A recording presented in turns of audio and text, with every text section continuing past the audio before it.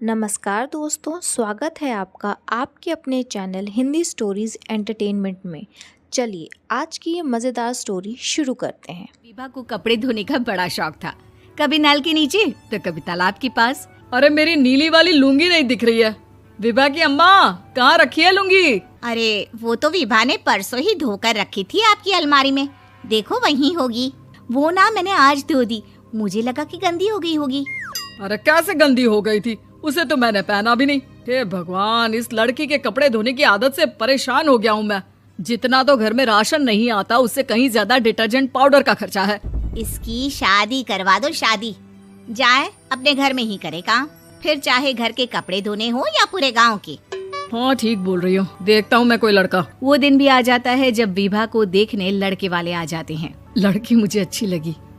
होने वाली सास कहती है, बेटी अगर कुछ पूछना है तो पूछ लो। वैसे तो हमारी लड़की बहुत ही शर्मीली है, जो बोल दो वो मान लेती है, इसे क्या पूछना होगा। अरे कैसी बात कर रही हो माँ, मुझे इन लोगों के घर रहना है, सवाल तो कई है। हाँ हाँ बेटा, पूछ लो ना, क्या पूछना है। आप लोगों के घर कपड़े कौन धोता है? सास का मुंह बन जाता है।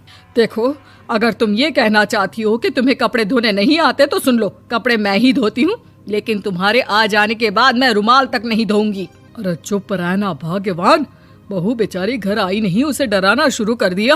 वो क्या है ना बिटिया, अभी तक तो ये कल्लू की माँ ही धोती थी, लेकिन अब तुम्हारे पापा तो दहेज में वॉशिंग मशीन देंगे ही।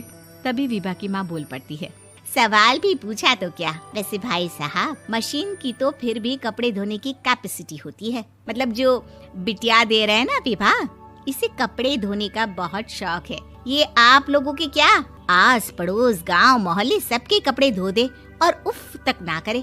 बाहर देखा नहीं आपने कितने कपड़े सूख रहे हैं?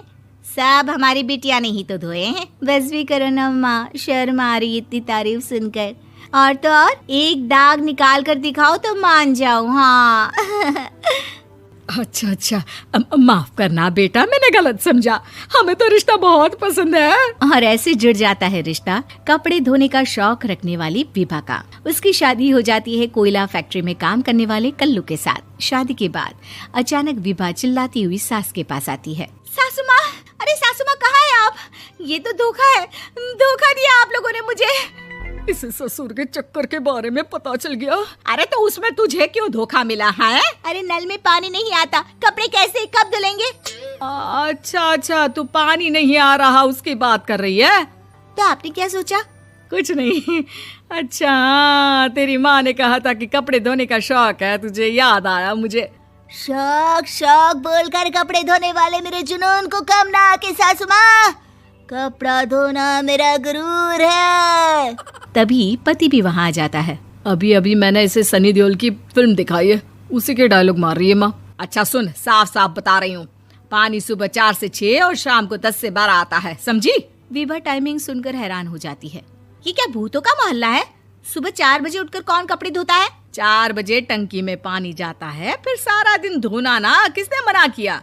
अरे कैसी बात कर रही हैं? 200 लीटर की टंकी में कितने कपड़े धो लूंगी मैं? सुबह ही उठ जाऊंगी मैं। अब क्या था, विभा सुबह 4 से लेकर रात के 12 बजे तक कपड़े ही धोती रहती। एक रोज सास पड़ोस से निकलकर कहीं जा रही होती है कि साथ वाली कहती है, हाँ कल्लू की माँ, जरा ये बताओ कि 2 साड़ी है, 2 ब्लाउज और एक पेटीकोट और एक नाड़े वाला लंबा कच्छा।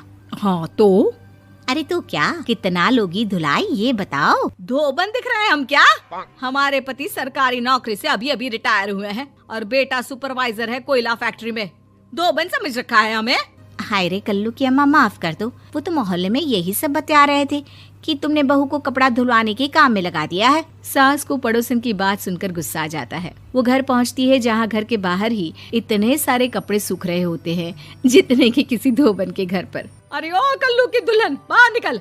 माँ जी यहीं आ जाओ, बाथरूम में चादर धो रहे हैं हम। अरे अभी हम धोते हैं, तुमको बाहर निकलो। ये आस पड़ोस वाले बोल रहे हैं कि हम बहू से कपड़े धुलवा कर उसे कपड़ा धोने वाली बना दिए हैं। छोड़ो ना माँ जी, किन लोगों की बातों में आती हो?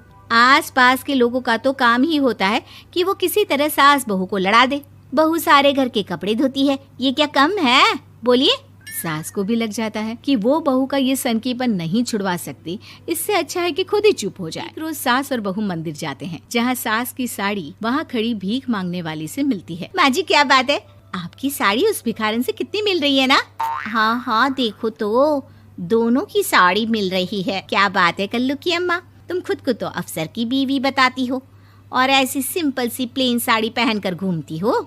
सिंपल और प्लेन नहीं है ये साड़ी। तो क्या सोने के धागे से फूल बने हैं? कुछ भी सासू माँ, कुछ भी। हाँ बने थे इस साड़ी में सोने के धागे से फूल। मेरे पति लेकर आए थे मद्रास से स्पेशली मेरे लिए 10,000 की। ताहे भाई साहब इस भिखारन के लिए भी सेम टू सेम साड़ी लेकर आए होंगे 10,000 की। सास उस वक्त तो कुछ नहीं कहती, लेकिन बहू के साथ घर आती है और अलमारी से एल्बम निकाल कर लाती है। ये साड़ी देख रही है, ये वही साड़ी है जिसे मैंने अभी पहना था। इस साड़ी में ये जो चमकदार फूल दिख रहे हैं ना, ये सोने के धागों से काढ़े गए हैं। लेकिन तू लोकल वॉशिंग मशीन ब्रश से घिस घिस कर सारे फूलों को निकाल कर साड़ी प्लेन कर दी।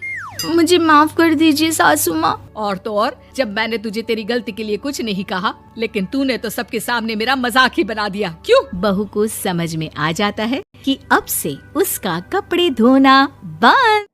मैं उम्मीद करती हूँ कि ये कहानी सुनकर आपको मज़ा तो आया होगा, और अगर आपको ऐसी ही मज़ेदार स्टोरी सुननी है तो इस वीडियो को लाइक करें, शेयर करें और इस चैनल को सब्सक्राइब करना ना भूलें। राधे राधे।